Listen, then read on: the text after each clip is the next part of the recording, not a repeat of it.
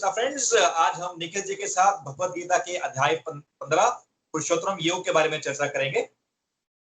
जय श्री कृष्णा व्यूअर्स, जय श्री कृष्णा विपुल जी।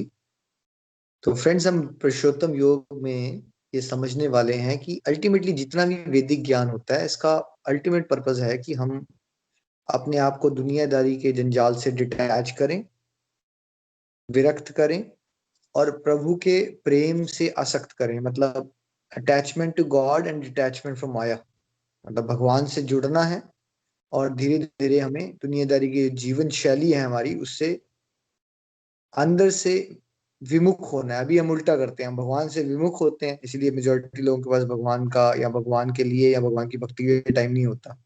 गप्पे मारने के लिए टाइम होता है, फॉर एग्जाम्पल। करना है उसका उल्टा, हमने भगवान से करनी है अटैचमेंट और दुनिया से करनी है डिटैचमेंट। यही अल्टीमेटली वैदिक नॉलेज का रियल पर्पस है।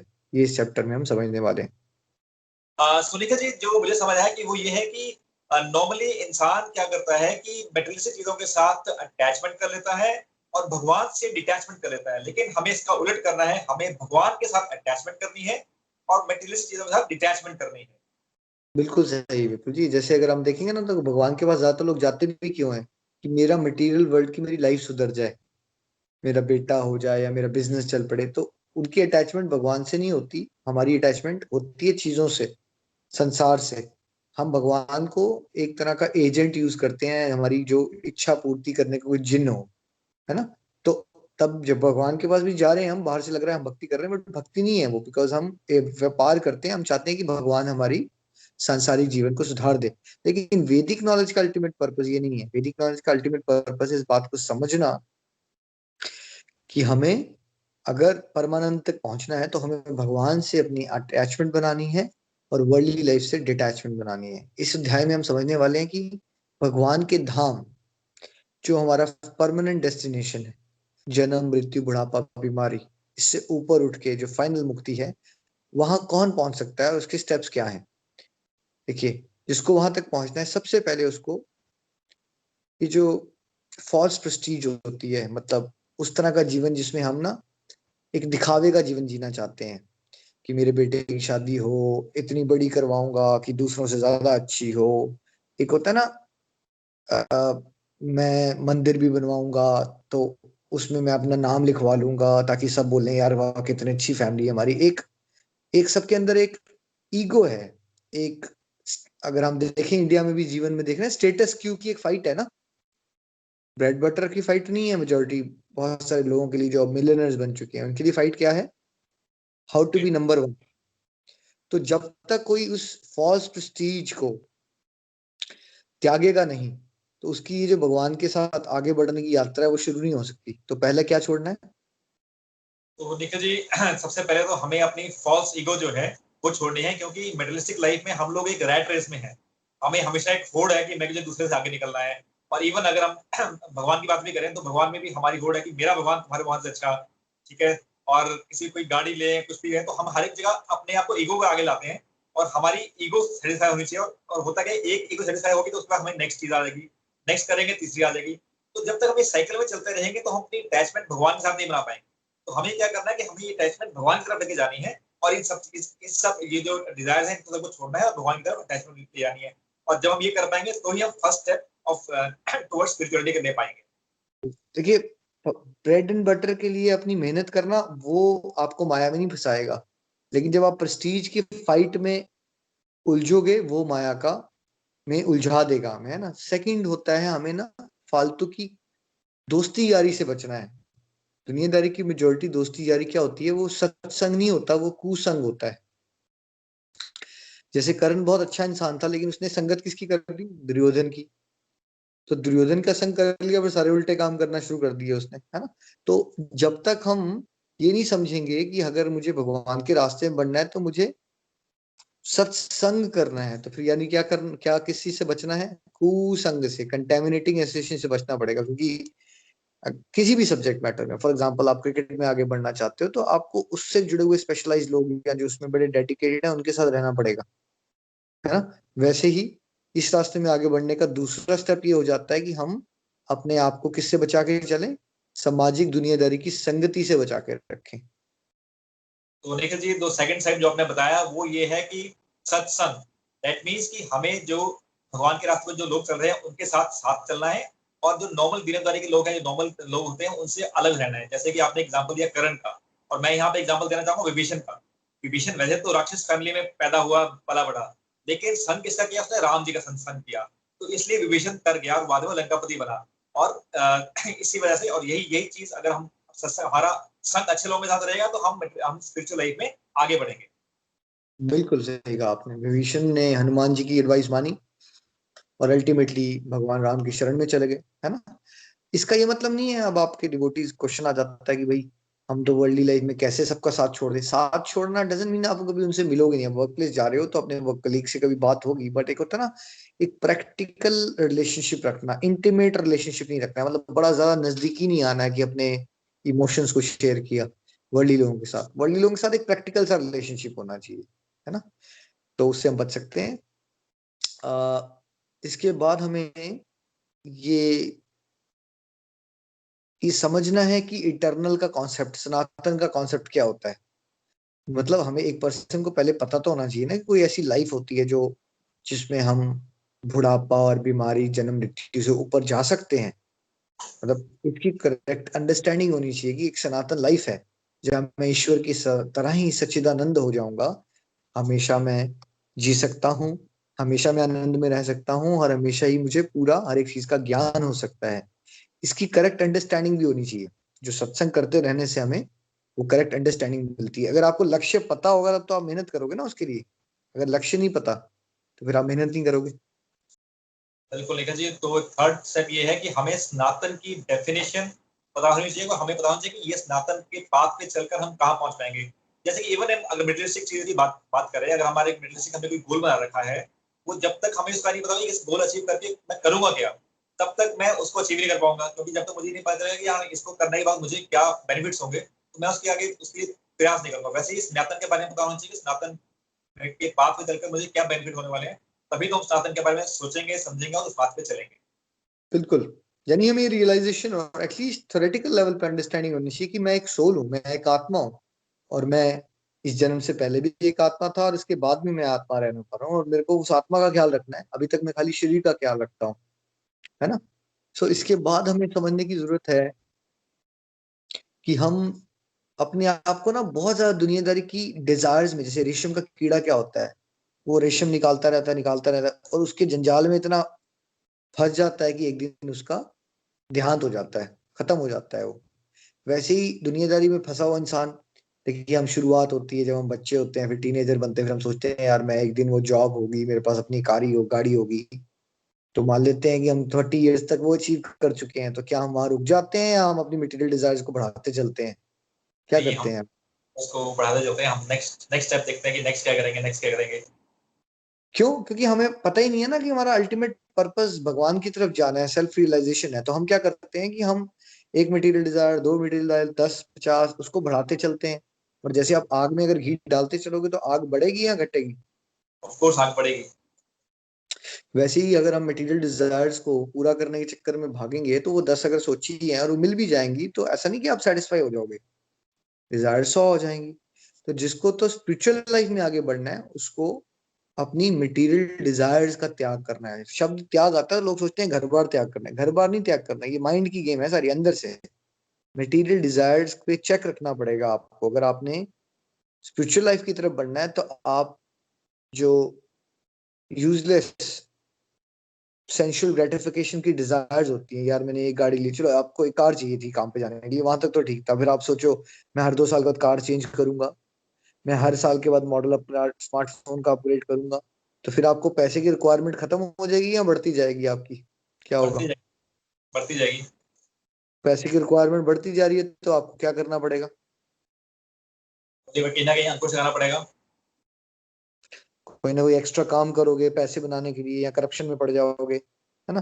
तो फिर इस तरह से डिग्रेडेशन हो जाती है। तो देखिए स्पिरिचुअल लाइफ में भी आगे बढ़ना तो थोड़ा सा मेहनत करने की टाइम तो बनाना पड़ेगा ना उसके लिए। बिल्कुल। इसलिए जिसको स्पिरिचुअल लाइफ में आगे बढ़ना है उसको अपनी मटेरियल डिजायर्स को एक स्टेज पे चेक लगानी पड़ती है, एक बांध बनाना पड़ेगा। नहीं बस भगवान ने बहुत दे दिया, थैंक यू भगवान, मैं प्रभु का रास्ते में चलता रहता हूँ, जो प्रभु ने दे दिया उसमें मुझे सेटिस्फाइड रहना। बिकॉज अगर आप मटेरियल लाइफ से सेटिस्फाइड रहोगे, फिर आप अपना हंगर कहाँ शो करोगे, ग्रीड कहाँ शो करनी है आपको, फ्यूचर प्रोग्रेस की। बट अगर आपकी ग्रीड, आपकी पूरी की पूरी डिजायर्स है ही मटेरियल डायरेक्शन में, तो आप कभी भी स्पिरिचुअल लाइफ को प्रायोरिटी नहीं बनाओगे, है ना। ये क्लियर हुआ आपको? बिल्कुल निखिल जी, तो जैसे कि आपने बताया कि आपने एग्जांपल लिया जो रेशम के कीड़े का, जैसे कि वो रेशम का कीड़ा वो सारी जिंदगी भागता रहता है और अपने लिए एक नेस्ट बनाता है, लेकिन अल्टीमेटली उस नेस्ट के चक्कर में ही वो फंस जाता है और अल्टीमेटली उसी में बच जाता है। तो मैंने भी बहुत बार देखा कि वर्क प्लेस में कुछ लोगों को हार्ट अटैक्स हो जाते हैं, वर्क प्लेस पे किसी की डेथ भी हो जाती है, और भी बहुत सारी चीजें होती है वर्क प्लेस में। तो अल्टीमेटली वो ये कर किस ले रहा है, कर इसलिए रहा है कि मैं कोई हेल्दी हेल्दी जीवन जीऊं, मैं अच्छी लाइफ जीऊं, लेकिन वो इतना ज्यादा अपने आप को इन्वॉल्व करता है वर्क प्लेस के अंदर कि वो इतना प्रेशर ले लेता है अपने ऊपर कि वो उसको सस्टेन नहीं कर पाता। तो आई थिंक ये बहुत जरूरी है, और हमें क्या करना है कि अपनी मेटेरियलिस्टिक डिजायर्स पे चेक रखना है। एंड इट डजंट मीन कि मेटेरियलिस्टिक डिजायर चेक रखना का मतलब ये नहीं कि हमने सब कुछ छोड़ देना है, कि घर छोड़ देना है, गाड़ी छोड़ देनी है, लग्जरी छोड़ देनी है, नहीं। इसका मतलब यह है कि मेंटल लेवल पे, फिजिकल लेवल पे हम फिर भी वो सब चीजें यूज करेंगे, लेकिन मेंटल लेवल पे हमें अटैचमेंट नहीं होनी चाहिए इन सब चीजों के साथ। सो दैट, और हमारी हंगर जो है, हंगर हमारी फिनिश होनी चाहिए मेटेरियलिस्टिक चीजों के लिए। ये जो हंगर है ये आनी चाहिए स्पिरिचुअल लाइफ के लिए। तो जो भी हम स्पिरिचुअलिटी की तरफ अगर हमारी हंगर दिखाएंगे, अपनी अटैचमेंट दिखाएंगे, तो हम इस स्पिरिचुअल पाथ के ऊपर अग्रसर रह पाएंगे। बहुत बढ़िया। इसके बाद अगला स्टेप हमें सीखना है सुख और दुख में दोनों में संभव रहना। क्योंकि सच से सर्दी और गर्मी आएगी, वैसे ही हम सबकी लाइफ में कभी स्ट्रगल्स के टाइम आ जाएंगे, कभी इजी टाइम्स आ जाएंगे, कभी कंफर्ट के टाइम आएंगे, कभी डिस्कंफर्ट के टाइम आएंगे। तो जिसको स्पिरिचुअल लाइफ में आगे बढ़ना है ना, उसको इस बात को जल्दी से जल्दी समझ के एक्सेप्ट कर लेना है कि मेजोरिटी लोग क्या होते हैं, अपने आप को बेचारा बना देते हैं, हाय मेरे साथ क्यों ऐसा भगवान ने कर दिया, मेरा लाइफ बड़ा मुश्किल हो गई। बट वो ये रियलाइज नहीं करते कि ऐसा दुनिया में कोई भी इंसान नहीं है जिसकी लाइफ में उतार या चढ़ाव ना आए। कोई ऐसा इंसान है जिसको सर्दी और गर्मी को फेस नहीं करना पड़ता, सबको करना नहीं। पड़ता है भाई। तो स्पिरिचुअल प्रोग्रेस का मतलब है कि आपने समभाव में रहना सीखा। मतलब सुख आया तो भी हमने अपना सत्संग साधना सेवा करना है, जो ड्यूटीज दी है वो हमने करते रहना है, तब भी कोई ओवरली एक्साइटेड नहीं हो जाना है। और जब दुख आएगा तो भी हमने अपनी ड्यूटीज करनी है और साथ में सत्संग साधना सेवा करना है। तो दोनों से आप फिर बेसिकली एक इमोशनली स्टेबिलिटी को अचीव कर लोगे। ये अगला स्टेप है हमारा स्पिरिचुअल प्रोग्रेस का। तो आई थिंक निखिल जी आपने बहुत ही बढ़िया चीज बताई कि संभाव वाली बात, कि नॉर्मली क्या होता है कि जब भी कोई इंसान सुख में होता है तो बहुत एक्साइटमेंट स्टेट में चले जाता है, और दुख में होता है फिर बहुत डिप्रेशन में आ जाता है। और इनफैक्ट ये भी देखते हैं कि हम लोग की, जब इंसान जब सुख होता है तो सब भगवान को भूल जाता है, भगवान की बात को भूल जाता है, उसको लगता है कि सब कुछ मैं ही कर रहा हूँ, ठीक है, और जो भी हो रहा है मेरे वजह से हो रहा है। और जब दुखी हो रहा है तब वो उसको लगता है भगवान की याद आती है, वो अब मेरे साथ ये सब कुछ हो गया, तब भगवान की याद आती है। तो आई थिंक अगर आप स्पिरिचुअल पाथ में चलना चाहते हैं तो आपको ये समझना पड़ेगा कि सुख और दुख मौसम की तरह है, सर्दी भी आएगी, गर्मी भी आएगी, सुख आएगा तो दुख भी आएगा, दुख आएगा सुख भी आएगा, लेकिन आपको अपना नेचर, स्वभाव चेंज नहीं करना उसकी वजह से। आप जो कर रहे हो, सत्संग साधना सेवा सदाचार जो कर रहे हो, दुख में भी तो वैसे ही करोगे, सुख में भी वैसे करोगे। और जिस इंसान को ये समझ आ गया, वो स्पिरिचुअल पाथ पे वैसे ही अग्रसर हो पाएगा। बिल्कुल। अब ये सारे बेसिक एलिमेंट्री स्टेप्स जब किसी ने अचीव कर लिए ना, फिर उसको समझ आना शुरू हो जाता है शरणागति क्या होती है, अल्टीमेट शरण क्या होती है ना। जैसे कि आप अगर नर्सरी में थे और आप पीएचडी की बात समझने की कोशिश करोगे तो समझ नहीं आएगी। लेकिन अगर आप नर्सरी में एलकेजी पहुंचो, अपर केजी, स्टेप्स लो धीरे धीरे, है ना, तो फिर क्या समझ आना शुरू होगा, फिर आपको हायर लेवल के कॉन्सेप्ट समझ आएंगे। वैसे ही शरणागति होती क्या है, भगवान की शरण में जाना क्या होता है। मैं कई बार लोगों से मिला, नहीं नहीं हम भगवान की शरण में ही है, हम क्या बोल रहे हैं, बस हमें हमारी उस लड़की से शादी हो जाए, हमारा बिजनेस में ये हो जाए, हमने वैसे सब कुछ भगवान पे ही छोड़ा हुआ है। मतलब मेजोरिटी लोगों को लगता है हम जो मर्जी हमारी डिजायर्स हैं वो लिस्ट भगवान को हम दे रहे हैं, हम शरण में है। मतलब उनका कहने का मतलब होता है कि जो भगवान हम डिजायर करते हैं वो भगवान पूरी कर दें, इसलिए हम शरण में है। People don't understand the meaning of शरण। शरण क्या होता है, सरेंडर में जाना, है ना। वो किसको समझ आएगी, जब किसी ने पहले तो मिथ्या अहंकार का त्याग किया, फिर मिथ्या फालतू की दोस्ती यारी, जो दुनियादारी की फॉल्स एसोसिएशन होती, कुसंगत त्याग किया। भ्रम से निकलोगे ना आप, इल्यूजन से निकलेगा बंदा, फिर वो निकलेगा, फिर उसको सनातन के कॉन्सेप्ट को समझना है, मैं अमर हूं, मैं सोल हूं। फिर वो बेसिकली अपनी मटेरियल डिजायर्स का त्याग करे, है ना। फिर वो ये सुख दुख के कॉन्सेप्ट से ऊपर उठे, क्योंकि बंदा नहीं तो इसमें हिलता रहेगा ना। जब तक आप छोटी छोटी बाहर की बातों में उलझते रहे तो आपका मन उतना एकाग्र नहीं हो पाएगा कि शास्त्र की गहराई से बातों को समझ पाए। भगवान तो हमें बहुत कुछ अंदर से बताना चाहते हैं, लेकिन हम सभी सुन पाएंगे और समझ पाएंगे जब हमारा थोड़ा सा बाहरी जीवन से हमारा जो अटैचमेंट है ना वो डिस्कनेक्ट होगा, तो हमारा अंदर से भगवान की बातें सुन पाएंगे हम। तब हमें समझ आएगा कि शरणागति क्या होती है। और जब कोई शरणागति को समझता है और फिर अपनी डिवोशनल प्रैक्टिसेस को डेडिकेशन से करता है, तब वो भगवान के धाम जाने के लिए टोटली एलिजिबल कैंडिडेट बन जाता है, यानी कि वो गोलोक धाम की सिटीजनशिप को फिर प्राप्त कर लेता है। तो देखिए जी, ये तो बहुत ही अच्छी बात बताई आपने, और इससे ये क्लियर होगा कि हाँ, भगवान के धाम जाने के लिए हमें क्या क्या स्टेप्स लेने हैं। तो इसके बाद विपुल जी, भगवान ने इस अध्याय में ये भी समझाया कि जो तो प्रयत्नशील योगी होंगे, मतलब जो तो लगातार अभ्यास करते रहेंगे, है ना, जैसे नाम जाप करना, भोग लगाना, व्रत रखना, शास्त्र पढ़ना, सत्संग लगाना, उनको धीरे धीरे, एक दिन में नहीं, धीरे धीरे सिस्टमेटिकली प्रकाश मिलेगा, मतलब उनको ना कॉन्सेप्ट समझ आना शुरू हो जाएंगे। लेकिन जो लोगों के मन विकसित ही नहीं है, मतलब जो मेहनत ही नहीं करते इस रास्ते में, उनको कभी ये क्लैरिटी मिलेगी ही नहीं। दिस इज एग्जैक्टली जैसे हमारी मटेरियल एजुकेशन में भी होता है। देखो, एक बच्चा अगर एक कॉन्सेप्ट पे चलता रहे, उसकी प्रैक्टिस करता रहे, मान लो मैथमेटिक्स की उसको समझ नहीं आती थी, वो लगा रहे लगा रहे लगा रहे, तो उसको धीरे धीरे मैथमेटिक्स समझ आएगी, और हो सकता है बड़ा होके वो प्रोफेसर भी बन जाए मैथमेटिक्स का, है ना। दूसरा बच्चा है, वो मान लो एक बार किताब खोलता है, उसकी कुछ पल्ले पड़ता नहीं है, तो वो मेहनत करना बंद कर देता है, तो क्या उसको मैथमेटिक्स समझ आएगी?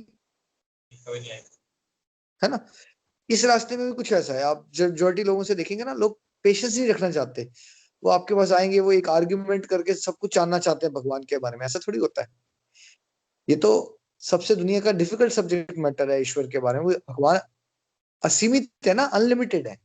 तो अगर हम सिस्टमैटिकली प्रयास करते रहेंगे, लेकिन कैसे, हम्बल होके, तो हमें धीरे धीरे ये कॉन्सेप्ट समझ आ जाएंगे। विपुल जी, आध्यात्मिक जीवन की प्रगति ना, कुछ गाड़ी चलाना कोहरे में, जैसे गाड़ी चलाता है कोहरे में इंसान, तो कितना दूर दिखता है उसको।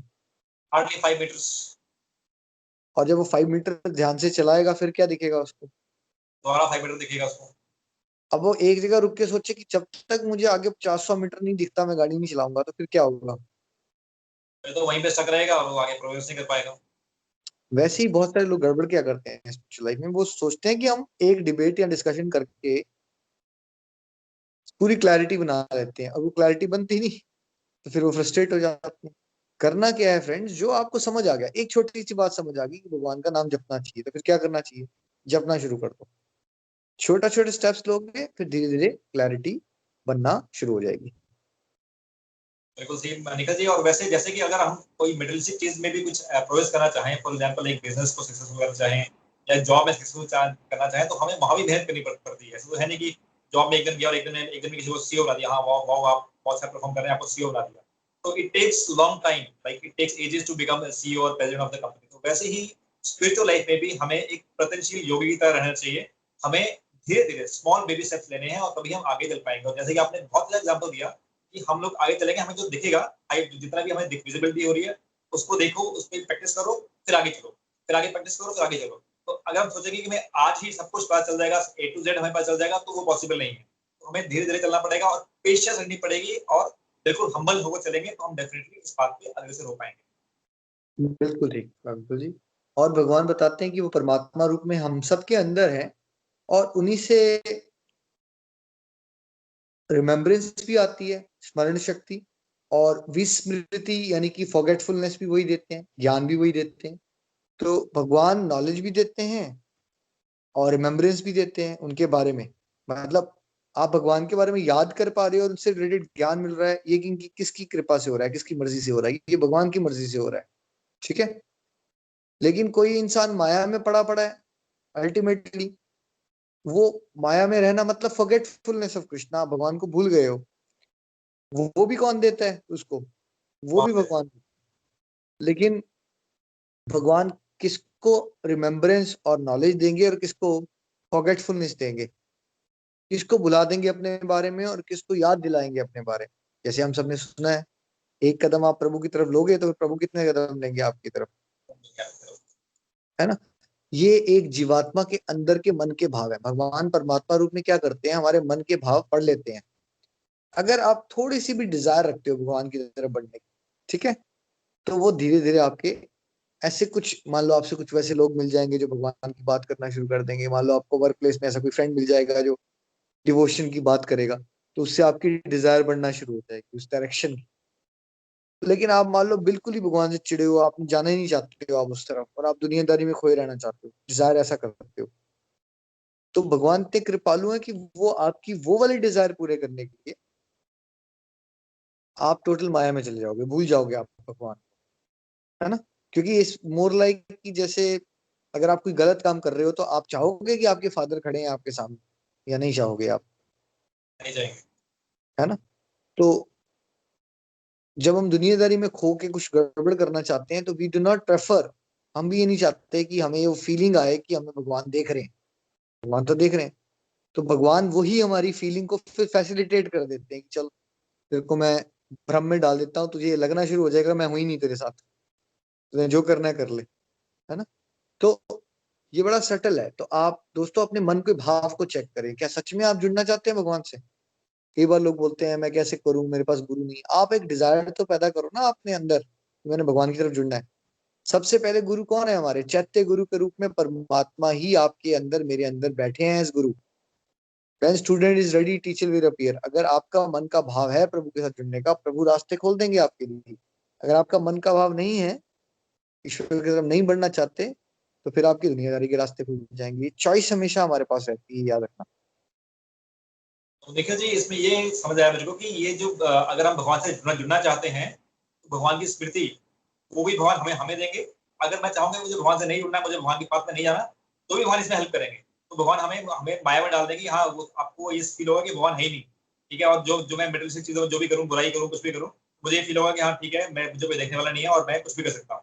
लेकिन जब मैं इस बात पे आऊंगा कि हाँ अगर मुझे भगवान से जुड़ना है, तो भगवान मुझे इस बात पे अग्रसर करेंगे। जैसे कि आपने बताया कि भगवान की तरफ एक कदम लेंगे, भगवान 10 कदम आपकी तरफ लेंगे। तो I think we should have desires to go in this path. हम इस बात के ऊपर चलने की कोशिश करेंगे, भगवान से डिजायर करेंगे, प्रे करेंगे भगवान के से कि हाँ भगवान मुझे इस बात पे ले चलो।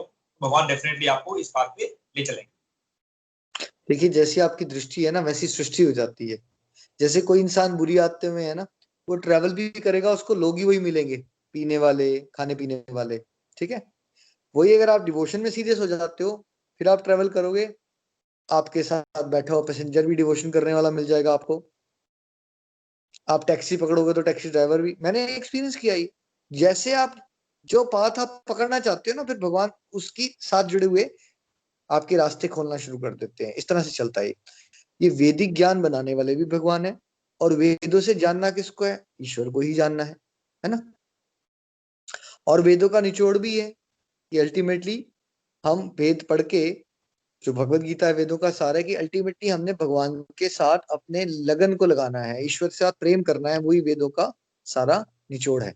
इसके बाद इस अध्याय में विपुल जी बताया गया कि जीव दो प्रकार के हैं, फॉलिबल और इनफॉलिबल, च्युत और अच्युत। आम भाषा में जो भी जीव यहाँ भौतिक जीव जगत में है, जैसे हम लोग भी टेम्पररी वर्ल्ड में, हम फॉलिबल हैं। फॉलिबल मतलब चाहे जैसे मान लो कोई राजा भी बन जाए, तो क्या वो परमानेंटली राजा बन सकता है, या उसकी मृत्यु हो जाएगी तो पोजीशन छिन जाएगी, या उसका बेटा ही बड़ा होके, कई बार देखते हैं हम कि उसके बेटे ने उसको जेल में डलवा दिया तो उसकी पोजीशन छिल गई ना। परमानेंट नहीं है कुछ भी, परमानेंट करेक्ट। कुछ नहीं है।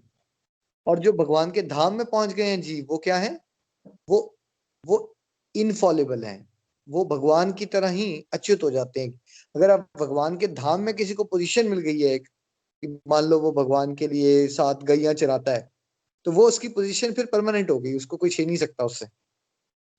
या मान लीजिए भगवान का सेवक है उनका सुदर्शन चक्र, तो क्या उसकी पोजीशन परमानेंट है या टेम्पररी है सुदर्शन चक्र की। परमानेंट है। वो कोई नहीं छीन सकता। भगवान की बांसुरी है फॉर एग्जाम्पल, सेवक है ना ये भगवान के, तो ये भगवान की बांसुरी रहेगी, अब उसकी पोजीशन को कोई और नहीं बना सकता, है ना। जैसे भगवान यशोदा मैया है, वो भगवान की मदर है, तो वो मदर ही रहेंगी, उसकी पोजीशन कभी चेंज नहीं होगी। तो भगवान के जगत में जो पहुंच जाता है वो परमानेंट हो जाती है उनकी पोजीशंस, वेरा यहाँ हम गिर जाते हैं, जहां भी हम हैं। इसको इस तरह से भी समझ सकते हो कि जब हम दुनियादारी के जीवन में होते हैं तो हमारी कथनी और करनी में बहुत गैप होता है, मतलब जो हम करते हैं और जो हम कहते हैं उसमें बड़ा गैप होता है। हम कहेंगे कुछ और, कर देंगे कुछ और। लेकिन जैसे हमने देखा कि जो ऋषि मुनियों के मुंह से कुछ निकल गया, श्राप निकल गया, वरदान, तो वो सिद्ध हो जाता था। उसका मतलब क्या है कि जैसे जैसे आप भगवान के रास्ते में आगे बढ़ते हो तो आप भगवान की क्वालिटीज को डेवलप कर लेते हो, अच्युत हो जाते हो। मतलब आपके मुंह से निकली हुई कोई फालतू की बातें आप करते नहीं, और आप हरिनाम जपते हो या शास्त्र पढ़ते हो तो आपकी वाणी में सरस्वती बैठती है, यानी कि आप जो कहोगे और जो करोगे उसका गैप धीरे धीरे घटना शुरू हो जाता है। मतलब आपके वर्ड्स फॉलेबल नहीं रहते, वो क्या हो जाते हैं, आपके मुंह से निकल गया तो फिर वो हो ही जाएगा। तो जो जितना आध्यात्मिक प्रगति जिसकी हो गई है उतना ही उसके शब्द इनफॉलेबल हो जाते हैं, भगवान की तरह, कि मुंह से निकल गया वो चीज फिर भगवान पूरी कर ही देते हैं। निखिल जी, आपने बताया कि फॉलेबल और इनफॉलेबल, च्युत और अच्युत। तो जो फॉलेबल जो है कि जो पोजीशन जो है वो परमानेंट नहीं रहती, कि हम लोग, मुझे कुछ मिल भी गया, for example if I got something materialistically, तो वो एक टेम्पररी पोजीशन है, वो हमेशा तक के लिए नहीं रहेगी। लेकिन जो भगवान के धाम पहुंच गया तो वो उसकी जो पोजीशन है वो परमानेंट रहेगी। जैसे कि आपने एग्जांपल दिया भगवान की बांसुरी का, भगवान की मदर का, तो वो परमानेंट रहेगी। तो हमें भी उस परमानेंट की तरफ तरफ जाना है। और आपने एक और एग्जांपल दिया बहुत अच्छा, कि हमारी, कि जो मेटलिस्टिक वर्ल्ड में हमारी कथनी और करने में बहुत फर्क होता है। लेकिन जैसे ही हम इस कर्म इसको कम करने की कोशिश करेंगे, कथनी और करने के फल को कम करने की कोशिश करेंगे, तो हम लोग जो बोलेंगे वो वाकई में सच होने लग पड़ेगा। जैसे कि पुराने टाइम में साधु संत कुछ बोलते थे, कुछ जवाब देते थे, वो सच हो जाता था, बिकॉज कि वो इनफॉलेबल कैटेगरी में आते थे। बिल्कुल। और ये बड़ा प्रैक्टिकल तरीका है, क्योंकि हम अब इन फॉलिबल से इनफॉलिबल बनना चाहते हैं। तो एक सिंपल तरीका है कि हम चेक रखें कि हम जो बोलते हैं और जो करते हैं उसमें कहीं ज्यादा गैप तो नहीं है। क्योंकि एक आध्यात्मिक पर्सन में और एक दुनियादारी के पर्सन में ये सबसे बड़ा फर्क होगा। दुनियादारी का पर्सन बोल लेगा तो 1000 चीजें, करेगा 2 चीजें भी नहीं, है ना। और जो आध्यात्मिक पर्सन होगा वो वाणी की तपस्या करता है, वो फालतू में बात नहीं करना चाहता, वो सोच समझ के बोलेगा, तो वो बोलेगा वही जो वो करेगा, है ना। और ये अगर हम चेक कर रखें अपने आप में, उस गैप को घटाएं, तो भी हमारी स्पिरिचुअल प्रोग्रेस हो सकती है। इन दोनों के ऊपर भगवान होते हैं, फॉलेबल इनफॉलेबल के ऊपर जो है वो ईश्वर है। और जिस पर्सन ने ये जान लिया बिना संशय के, बिना डाउट के, अल्टीमेटली सारे ब्रह्मांड के स्वामी भगवान श्री कृष्ण है, ठीक, उनको अलग अलग नामों से, अलग अलग रूपों से जाना जाता है, जिसको इसको 100% फेथ हो गई है, ऐसा मानना चाहिए कि उस पर्सन को अब सारी चीजों की नॉलेज हो गई है, और वो 100% डेडिकेशन से भगवान की डिवोशन में लग जाएगा, है ना। देखिए वैसे तो एक जीव कभी भी, क्योंकि सीमित है ना हम, तो क्या हम सब कुछ नहीं जान सकते। लेकिन भगवान ये कह रहे हैं जिसने ये जान लिया कि सब कुछ जानने वाला मैं हूँ और सब कुछ चलाने वाला मैं हूँ, बट कैसे मान लिया और जान लिया, 100% फेथ के साथ, डाउट नहीं होने चाहिए इसमें। ये समझ लीजिए कि उसको सब कुछ पता चल गया, बिकॉज जब आपका उस लेवल का कनेक्शन हो जाएगा ना भगवान के साथ, तो वैसे तो मैं सीमित हूँ और आप भी सीमित हो, लेकिन जब सीमित की कृपा हो गई तो आप भी भगवान की तरह त्रिकालदर्शी हो जाते हो, दिव्य दृष्टि मिल जाती है भगवान की कृपा से। इसलिए जैसे मान लीजिए हनुमान जी हैं, बिकॉज वो भगवान के सबसे टॉप लेवल के भक्त हैं, तो उनके पास वही पावर्स आ जाती हैं जो भगवान के पास। भगवान के पास आ जाती है ना।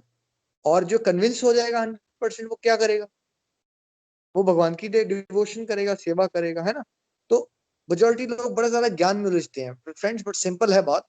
हमने ये समझना है कि सारी के ब्रह्मांड के स्वामी भगवान है, हम उनके सेवा क्या, तो हमारा काम क्या होना चाहिए, सेवा करना। जितना जितना आप सिंपल रखोगे और बिना डाउट के रहोगे, सेवा करते रहोगे, तो जो थोड़े बहुत डाउट आ जाते हैं, प्रश्न आते हैं, उसके उत्तर भगवान अपने आप दे देते हैं। बट हमें पूरी डेडिकेशन श्रद्धा के साथ ईश्वर की शरणागति की और सेवा की ओर आगे बढ़ जाना चाहिए। मेरी तरफ से इतना रहेगा। बिल्कुल जी, कुछ कहना चाहेंगे आप? तो निखिल जी, आई थिंक ये बहुत ही अच्छा बताया आपने कि जैसे कि हम इंसान हैं, इंसान हम एक लिमिटेड है, ठीक है, हम लोग सब कुछ नहीं जानते, लेकिन जो भगवान है वो सब कुछ जानते हैं। तो हमें करना क्या है कि हमें उनके ऊपर फुल फेथ रखना है, पूरे फेथ से भगवान की सेवा करनी है, उनकी साधना करनी है, उनके बारे में सोचना है, और उनके जो दिखाए हुए पथ पे चलना है। अगर हम चलेंगे तो हम जो मैंने बात की कि हम लोग लिमिटेड हैं, वो अनलिमिटेड, जो भगवान जो अनलिमिटेड है, उनकी जो शक्तियां हैं वो भी हम लोग एक्सपीरियंस कर सकते हैं। और वो तभी होगा जब हम भगवान के पाथ पे चलेंगे, भगवान की सेवा करेंगे, और इस स्पिरिचुअलिटी के पाथ में चलेंगे। आई थिंक यही एक बिल्कुल ठीक कह रहे हैं आप। बड़े सारे नए डिवोटीज गड़बड़ क्या करते हैं, वो सोचते हैं कि पहले मैं सारे क्वेश्चंस पूछ लूंगा ताकि मेरा फेथ बन जाए। ऐसा होगा नहीं। जैसे आप अगर एलकेजी में हो तो आप सारी बातें समझ नहीं पाओगे, चाहे आप पूरा दिन प्रोफेसर क्वेश्चन करते रहो। प्रॉब्लम ये है ना, प्रोफेसर तो सारे क्वेश्चन के आंसर दे देगा, बट क्या आपकी कैपेसिटी है उसको समझने की? क्या एक एलकेजी की बच्चे की कैपेसिटी होती है सब कुछ समझने की? नहीं, बिल्कुल भी नहीं। अब मैंने ऐसा करके देखा अपने 12 साल के बेसिकली स्पीचिंग एक्सपीरियंस में। बड़े सारे लोग होते थे, बड़े इंपल्सिव क्वेश्चंस पूछते हैं उनको।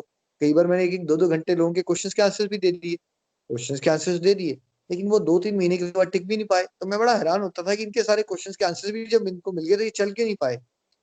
क्योंकि आपके क्वेश्चंस के आंसर्स ना कोई आपको बता भी देगा ना, तब भी आपको फेथ नहीं होगा। फेथ कब होगा? जब आप प्रैक्टिस करते हो ना, तो अनुभव होते हैं, दिव्य अनुभव। फिर आपकी श्रद्धा बढ़ती है, फिर श्रद्धा बढ़ती है और फिर आप और स्पिरिचुअल प्रैक्टिस करते हो तो और प्यारे प्यारे मिरेकल्स अनुभव होते हैं, फिर श्रद्धा बढ़ती है ना?